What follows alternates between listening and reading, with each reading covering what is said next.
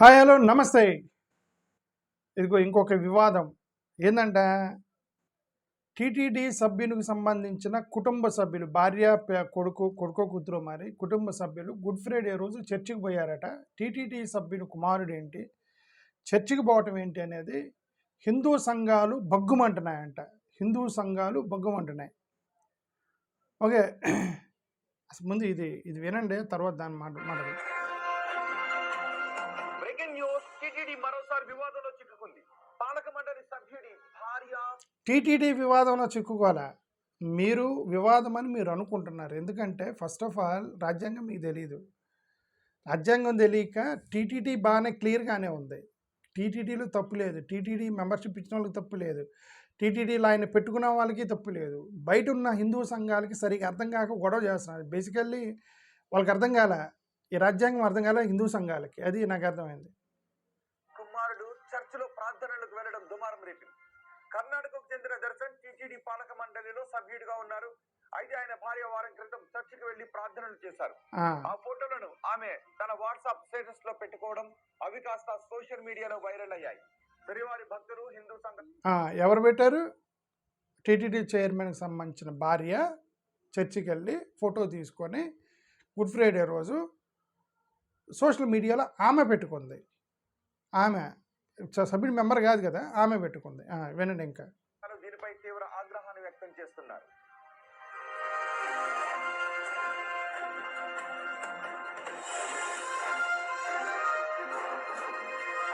దర్శన్ నియామకం వెనుక బీజేపీ అగ్ర నాయకత్వం సిఫార్సు ఉంది అని ప్రచారం జరుగుతోంది.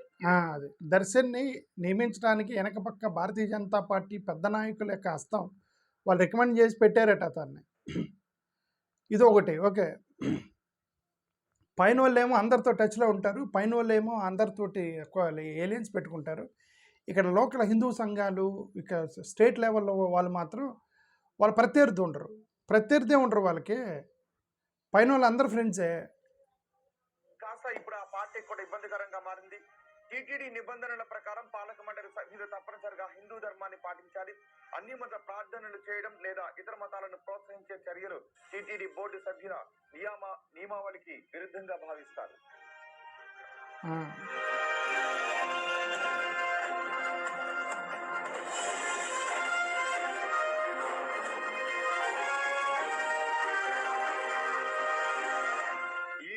నేపథ్యంలో దర్శన్ వెంటనే టీటీడీ పాలక మండలి నుంచి తొలగించాలి అని హిందూ సంఘాలు డిమాండ్ చేస్తున్నాయి. అది దర్శన్ అంటే తీసేయాలని హిందూ సంఘాలు గొడవ చేస్తున్నాయట. వాళ్ళకి రాజ్యాంగం తెలియదు హిందూ సంఘాలకి. హిందూ ధర్మాన్ని కాపాడాల్సిన వారే ఇలాంటిని ప్రోత్సహించడం ఏంటి అని నెటిజన్లు మండిపడుతున్నారు. ఈ క్రమంలో దర్శన్ విషయంలో టీటీడీ ఏ నిర్ణయం తీసుకుంటుంది అన్నది ఇప్పుడు ఆసక్తికరంగా మారింది. టీటీడీకి గనక రాజ్యాంగం తెలిస్తే ఎలాంటి నిర్ణయం తీసుకోదు, వదిలేసిద్ది. టీటీడీ గనక కరెక్ట్గా టీటీడీ నిర్ణయం తీసుకునే వాళ్ళు కొద్దిగా చదువుకొని రాజ్యాంగం తెలిసిన వాళ్ళు అయితే ఎలాంటి నిర్ణయం తీసుకోరు, వీళ్ళు వెనక గొడవ చేస్తారు. బేసికలీ ఫస్ట్ ఆఫ్ ఆల్ ఈ హిందూ సంఘాలు అంటే అందరూ భారతీయ జనతా పార్టీ ఎలియన్సే. ఓకే, హిందూ సంఘాలు మొత్తం Bharatiya Janata party alliance. First of all ఆంధ్రప్రదేశ్లో భారతీయ జనతా పార్టీ ప్రత్యర్థి ఎవరు తెలియదు, వాళ్ళకే తెలియదు. ఆంధ్రప్రదేశ్లో భారతీయ జనతా పార్టీకి ప్రత్యర్థి ఎవరు? చంద్రబాబు నాయుడు ఎలియన్స్ ఉన్నాడు, లోకేష్ ఎలియన్స్లో ఉన్నాడు, ఈయన పవన్ కళ్యాణ్ ఎలియన్స్లో ఉన్నారు. ప్రెస్ మీట్ పెట్టి అప్పుడప్పుడు జగన్న తిడతారు కింద, కానీ పైన వాళ్ళు ఏమంటారు, ఈయన పైన వాళ్ళని ఏమంటారు. సో వాళ్ళకు కూడా ఎంత తెలిసి ఏం లేదు. సో వైసీపీ కూడా వాళ్ళంత స్ట్రాంగ్ ప్రత్యర్థిగా భావించి ఇక మీరు మేము తేల్చుకుందాం రండి తొడలు జరుచుకునేటువంటి ప్రత్యర్థి కాదు వైసీపీ బీజేపీకి. అలాగే వైసీపీకి బీజేపీ ఏమన్నా మీ అంతు తేలుస్తామనేటువంటి ప్రత్యర్థి కాదు. సో ప్రస్తుతానికి కాదు. నేను చాలాసార్లు చెప్తున్నా, ఏమో సరే ఇంకా టూ మచ్ ఆఫ్ ఇంటర్ఫిరెన్స్ చేయకూడదని నేను వదిలేస్తున్నా. పొలిటికల్ పార్టీలు ఇష్టం. సో అవి కూడా పొలిటికల్ ప్రత్యర్థులు కాదు. కాంగ్రెస్ వాళ్ళు ఉన్నారు, కాంగ్రెస్ వాళ్ళు ప్రత్యర్థి బీజేపీ వాళ్ళు కదా. ఇంతవరకు షర్మిల గారు బీజేపీ మీద విమర్శలు చేసినట్టు నాకు కనపడలే. జగన్ గారి మీద విమర్శలు చేస్తున్నారు ఎందుకో నాకు తెలుసు. షర్మిల గారు అప్పుడప్పుడు చంద్రబాబు నాయుడు తిడుతున్నారు, కానీ బీజేపీ వాళ్ళని మోడీ గారిని అక్కడ కేంద్రంలో ఉన్న మోడీ గారిని తిడుతున్నారు, కానీ ఇక్కడ రాష్ట్రంలో ఉన్న బీజేపీ యూనిట్తో కూడా ఆమె గొడవ పెట్టుకొని ఆమె రాష్ట్రంలో ఉన్న బీజేపీ యూనిట్ని ప్రత్యర్థిగా భావించి అలా రాజకీయం చేద్దామనేది ఆ స్ట్రాటజీ కాంగ్రెస్ వాళ్ళకి నాకు అసలు కనపడలే. బీజేపీ వాళ్ళు కాంగ్రెస్ని ఏమంటారు, కాంగ్రెస్ వాళ్ళు బీజేపీని ఏమంటారు. అదేమంటే వీళ్ళిద్దరికి క్యాడర్లు ఉన్న క్యాడర్తోనే మీరు మాట్లాడుకుంటే మీ ప్రత్యర్థి ఎవరో తెలిసిపోయి. Without opponent you cannot play the game. So వీళ్ళెవరికి అంటే బీజేపీకి కాంగ్రెస్ వాళ్ళు కూడా ప్రత్యర్థి కాదు. ఇంకెవరు ఆంధ్రప్రదేశ్లో ఒకే ఒక ప్రత్యర్థి ఉన్నాడు ఈ భారతీయ జనతా పార్టీకి సంబంధించిన వాళ్ళు, ఆర్ఎస్ఎస్ వాళ్ళకి. అది నేనే. రోజు మాట్లాడుతున్నా పాపం వాళ్ళ గురించి. వాళ్ళు ఇవన్నీ మాట్లాడుతుంటే వీడియోలు పెడుతున్నా నేను. ఒక రకంగా చెప్పాలంటే వాళ్ళని ప్రమోట్ చేస్తున్న ఏకైక ఛానల్ నేనే. అది మీ అందరికీ తెలుసు. బీజేపీ వాళ్ళని ఆర్ఎస్ఎస్ వాళ్ళని రోజు మాట్లాడి వాళ్ళని ప్రమోట్ చేస్తున్నాను. ఎందుకు ప్రమోట్ చేస్తున్నాను? వాళ్ళకి ప్రత్యర్థి లేరు. ప్రత్యర్థి లేకుండా సెక్యులర్ వాదులు మొత్తాన్ని ఫ్రెండ్స్ని చేసుకున్నారు. సెక్యులర్ వాదులు మొత్తం కనుక వాళ్ళకి ఫ్రెండ్స్ అయితే ఇక్కడ సెక్యులర్ వాదం చచ్చిపోయింది ఆంధ్రప్రదేశ్లో. సెక్యులర్ వాదం చచ్చిపోయింది. అసలు లేదు ఆంధ్రప్రదేశ్ చేస్తే సెక్యులర్ వాదం చచ్చిపోయింది. ఎందుకు? అందరూ కూడా వాళ్ళ ఫ్రెండ్స్ అయిపోయారు వాళ్ళకి. మనకి సెక్యులర్ వాదాన్ని బతికించడానికి నేను ఒక్కనే ఆ భారతీయ జనతా పార్టీ వాళ్ళని వీళ్ళని నేను మాట్లాడుతున్నా రోజు వాళ్ళ గురించి. నేనేమి అటాక్ చేయను ఎవరిని, మర్యాదగా మాట్లాడుతాను. ఓకే, మర్యాదగా వీడియోలు పెడతాను, వాళ్ళని కొద్దిగా లైమ్ లైట్లో ఉంచుతున్నా వాళ్ళని. ఎందుకు లైమ్లో ఉంచుతున్నాను? వాళ్ళ లైమ్ లైట్లో ఉంటే సెక్యులర్ వాదం అనేది గుర్తుకొస్తూ ఉంటుంది వీళ్ళకి. సెక్యులర్ వాదం గుర్తుకొస్తూ ఉంటే అందుకని నేను చేస్తున్నా. ప్రస్తుతానికి వీళ్ళకి పొలిటికల్ పద్ధతి లేదు. కాబట్టి ఈ హిందుత్వ సంఘాలకి ప్లస్ భారతీయ జనతా పార్టీ వాళ్ళకి మా బ్రదర్స్ నా సలహా ఏంటంటే, ఫస్ట్ మీరు ఒక ప్రత్యర్థిని చూసుకోండి. ప్రత్యర్థిని అపోనెంట్ టీం లేకుండా క్రికెట్ ఆడలేరు, ఫుట్బాల్ ఆడలేరు, ఏం ఆడలేరు. అందుకని మీరు ఆంధ్రప్రదేశ్లో ఎదగట్లా. మీరు ఆంధ్రప్రదేశ్లో పైకి రారు. ఎందుకు? మీకు అపోనెంట్ లేడు.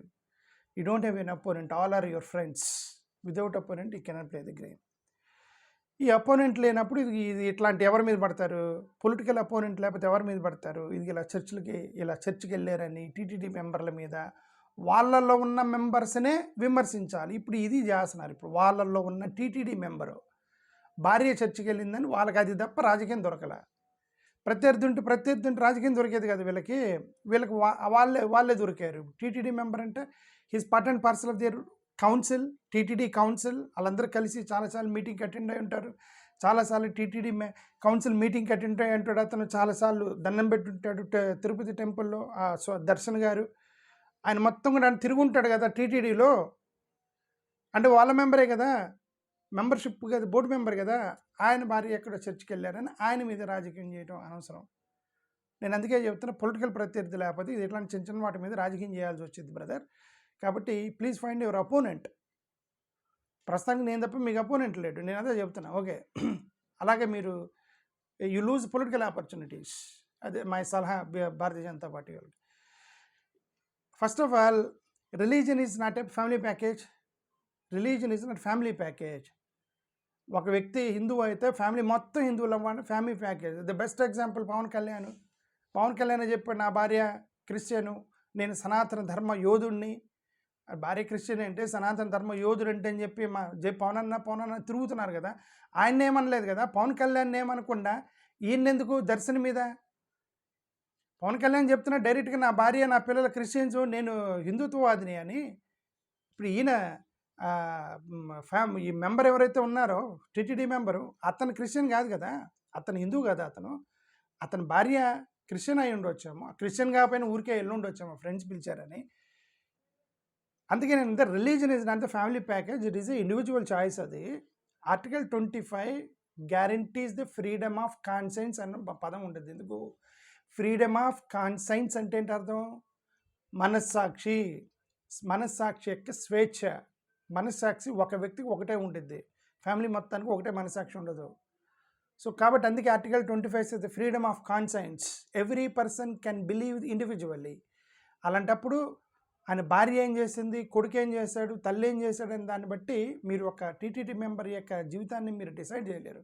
అతను ట్రోల్ చేయటం, అతను తీసేయండి అంటాం, ఇది అన్యాయం, అది దుర్మార్గం, అది కరెక్ట్ కాదు అది. ఓకే, కాబట్టి ఇది నేను ఈ న్యూస్ చూసి ఆశ్చర్యపోయా. ఏంద్ర వీళ్ళు దర్శన్ అనేటువంటి ఒక వ్యక్తిని తీసేయమన్నారట, భార్య చర్చికి వెళ్ళిందని చెప్పేసి నాకు డౌట్ వచ్చింది. ఇది ఓకే, ఇండివిజువల్ లిబర్టీకి మనం వైలేట్ చేయకూడదు. ఇండి పెళ్లి marriage is not the union of faith. ఒక వ్యక్తి పెళ్లి చేసుకుంటే భార్యతో పాటు మతం కూడా రాదు, లేదంటే భర్తతో పాటు మతం కూడా తీసుకోవాలని గ్యారంటీ లేదు. అది ఇండివిజువల్ లైఫ్, అది ఇండివిజువల్కి సంబంధించింది వైఫ్ అండ్ హస్బెండ్ అనేది. ఆ మోరోవర్ హిందూ మతంలో ఎథియిజము, థియిజము, డ్యూయలిజము, ఫిలాసఫీ, సర్వమత సమ్మేళనము, సాయిబాబా గారు అన్ని మతాలు ఒకటని, కృష్ణుడికి పుట్టినవాడు యేసుక్రీస్తు అని అదొక ఫిలాసఫీ. 100 ఫిలాసఫీలు ఉన్నాయి. ఇప్పుడు ఏ ఫిలాసఫీలో ఆమె చర్చికి వెళ్ళిందో మీకేం తెలుసు? ఎందుకు మీరు ట్రోల్ చేస్తున్నారు ఆమెని? ఏ ఫిలాసఫీ మీద ఆమె చర్చికి వెళ్ళిందో మీకు తెలుసా? తెలియదు కదా. అది హిందూ సంఘాలు బగ్గుమన్నాయి అంటే ఎందుకు బగ్గుమన్నాయి? ఆ టీటీడీ మెంబర్ వెళ్తే కదా బగ్గుమనాలే, అని భార్య వెళ్తే మీకు ఎందుకు? అది నా ఉద్దేశం. సో వైఫ్ అటెండింగ్ చర్చి అనేదాన్ని మీరు క్వశ్చన్ చేసే రైట్ మనకి లేదు. ఏముందండి, ఒక్కోసారి ఫెస్టివల్స్, ఫ్రెండ్షిప్, హ్యాబిట్, నైబర్స్ పిలిచారని పోతూ ఉంటారండి మొహమాటం మీద. అన్నిటినీ తీసుకొని ట్రోల్ చేయకూడదు. నరేంద్ర మోడీ గారు వెళ్ళారుగా చర్చికే. నరేంద్ర మోడీ గారు ప్రధానమంత్రి దించేస్తారా? హిందుత్వవాదం మీద కదా ప్రధానమంత్రి అయ్యారు ఆయన. హిందుత్వవాదనే కదా ఓటేశారు. మరి ఆయనే చర్చికి పోయాడు కదా. మరి ఎందుకు దర్శన్ వైఫ్ని చర్చికి వెళ్ళిందని చెప్పి ట్రోల్ చేస్తున్నారు? క్రిస్టియన్ ముస్లిం అసోసియేషన్స్ వాళ్ళు కూడా అప్పుడప్పుడు వాళ్ళు గుడులకి వెళ్తుంటారు కదా వాళ్ళు. సో ఇదేంటంటే ఇండిపెండెంట్ ఇండివిజువాలిటీని, first of all religion is individual choice, marriage is not the religious merger. పెళ్లి చేసుకుంటే రిలీజియస్ మెర్జ్ అయిపోద్దని ఏం లేదు. మనుషులు మెర్జ్ అవుతారు అంతే, భార్య భర్తలు ఇద్దరు మెర్జ్ అవుతారు. But there faith individual life will not merge. Family is not the unitary belief system. ఒక ఫ్యామిలీ అనేది union of people, not the union of beliefs. ఇవన్నీ కూడా రాజ్యాంగంలో ఉన్నాయి. ఆర్టికల్ 25 ఉంది, అందుకే ఫ్రీడమ్ ఆఫ్ కాన్షియన్స్ అని రాస్తారు. కాబట్టి కాన్స్టిట్యూషనల్ రైట్స్ ఇవన్నీ కూడా మనకు తెలియకుండా ట్రోల్ చేస్తున్నారు హిందూ సంఘాలు అని దర్శన్ భార్యనని నాకు అనిపించింది. అందుకే నా సలహా ఏంటంటే ప్లీజ్ ఫైండ్ యువర్ అపోనెంట్. మీకు ఒక పొలిటికల్ అపోనెంట్ లేడు ఆంధ్రప్రదేశ్లో. ప్రస్తుతానికి నేను ఒక్కడే ఉన్నా, నా వల్ల మీరు పైకి రాలేరు. మీరు ఒక పొలిటికల్ అపోనెంట్ చూసుకుంటే ఇప్పుడు మీరు ఇట్లాంటి రాజకీయం చేయకుండా మెయిన్ లైన్ రాజకీయం చేస్తారని నా సలహా భారతీయ జనతా పార్టీ వాళ్ళకి. థ్యాంక్ యూ, నమస్కారం.